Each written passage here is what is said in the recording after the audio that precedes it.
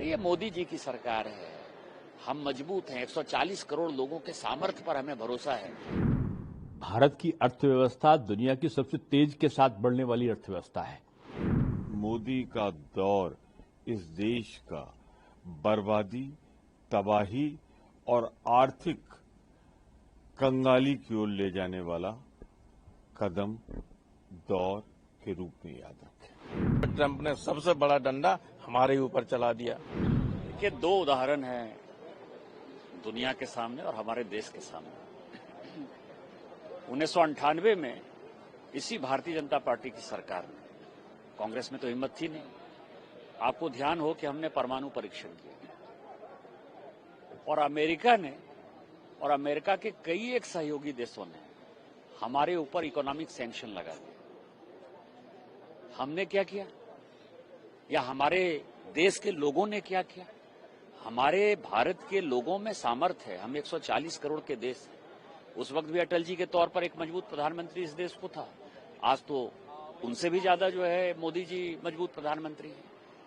हमारी इकोनॉमी 1999 से जो बढ़नी स्टार्ट हुई, जब तक ये कांग्रेस ने जो है तमाशा नहीं किया, चिदम्बरम और सभी लोगों ने करप्शन स्टार्ट नहीं किया, तो 2007-8 तक भारत की इकोनॉमी 8-9% के रफ्तार से बढ़ती रही।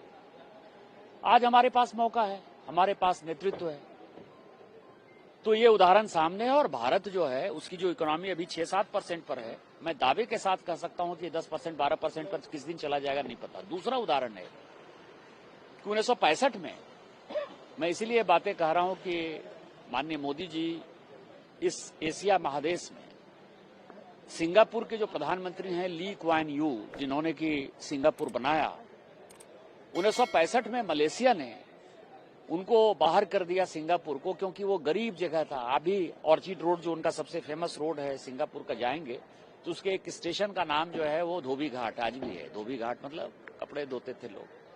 आज सिंगापुर कहाँ है, मलेशिया क्या है? अरे ये मोदी जी की सरकार है, हम मजबूत हैं। 140 करोड़ लोगों के सामर्थ्य पर हमें भरोसा है।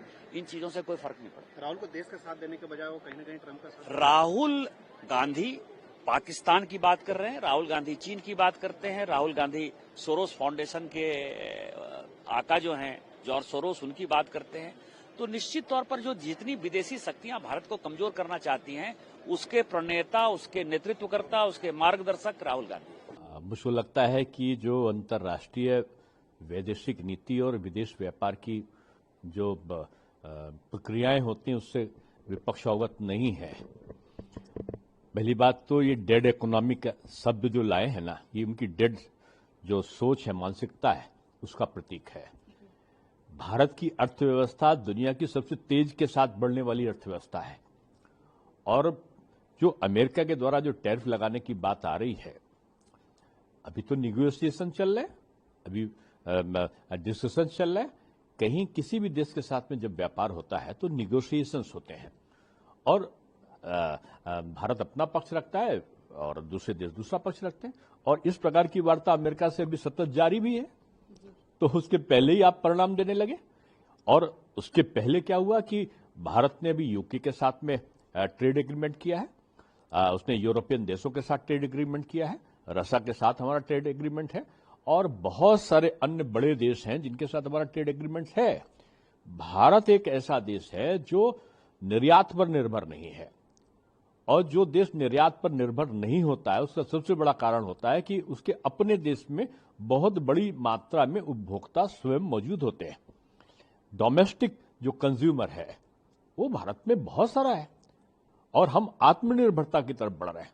यानी हमको निर्यात में अगर कहीं कमी आती है तो हम दूसरे स्थान पर उसकी पूरी करने की स्थिति में रहते हैं। हमने यूरोप से भी निगोशिएशन किए हैं, यूके से भी निगोशिएशन किए हैं, दुनिया के और देशों में जहां भी हमारा व्यापार है। अमेरिका से भी जब वार्ता होगी तो उनसे भी निगोशिएशन होंगे। लेकिन भारत की स्थिति पे बहुत बड़ा अंतर आ जाएगा ऐसा कहना, ये मैं समझता हूं ठीक नहीं है। क्योंकि हमारा जो व्यवसाय है वो केवल निर्यात पर निर्भर नहीं है। हमने निर्यात को अपने वहां का जो उत्पादन है उस उत्पादन के उपभोक्ता हमारे ही देश में बहुत बड़ी मात्रा में है। तो जो हमने आत्मनिर्भर भारत का जो नारा दिया है ना, वो इस प्रकार की संभावनाओं को बहुत अधिक जिसको कहना चाहिए कि वो परेशान करने से रोकती है। जब आपके प्रधानमंत्री की पीयूष गोयल जी आवाज नहीं निकलती, 30 बार कह चुका नरेंद्र मोदी जी, आपसे देश से दुनिया ने सुना कि सीज फायर अमेरिका ने करा है, आप तो बोलते नहीं। अर्थव्यवस्था के बारे में उसने जो बात कही है उसके बाद उसको पलट के जवाब प्रधानमंत्री जी आपको देना है।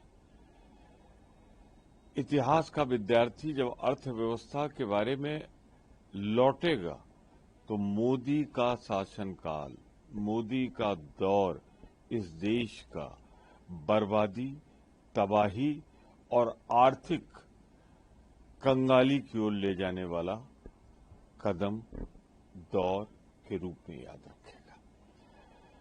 नोटबंदी हो, फिर उसके बाद जिस तरीके से लघु मध्यम उद्योग को समाप्त करके अपने 2-4 पूंजीपतियों के हाथों में हिंदुस्तान सौंप दिया, आने वाली पीढ़ियां कभी आपको इसके लिए माफ नहीं करेंगी। ये कुछ नहीं करेंगे प्रभु सिंह। अगर दबे हुए न होते, हिंदुस्तान माई फ्रेंड ट्रम्प करते ही रहे और ट्रम्प ने सबसे बड़ा डंडा हमारे ऊपर चला दिया। क्या करेंगे पीयूष गोयल? ये देश के जनता को गुमराह कर रहे हैं। हिंदुस्तान की सारी इकोनॉमी को गिरवी रख दिया अमेरिका के सामने। हिंदुस्तान की इकोनॉमी की स्थिति बहुत ही खराब है। अब यहाँ आपको चमक दमक लगती है यहाँ दिल्ली में, आप यहाँ से निकल के जाइए देहात में, देहात 90% तो देहात में ही है। वहाँ क्या हालत है ये देखिए आप इकोनॉमी।